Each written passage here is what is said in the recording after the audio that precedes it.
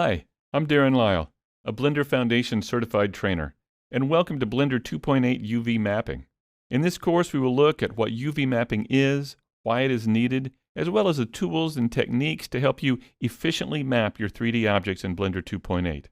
We begin the course with an overview of UV mapping fundamentals, and then we will work on 5 different UV mapping projects, each of increasing complexity, to help you get comfortable with UV mapping and the workflows involved. We will also be taking our UV maps into Krita to texture them so that you can see how UV maps are used in a standard pipeline and how your UV mapping decisions can affect your texturing. In the end, you'll have a better understanding of why and how UV maps are used, as well as tools and techniques you can use in your own projects.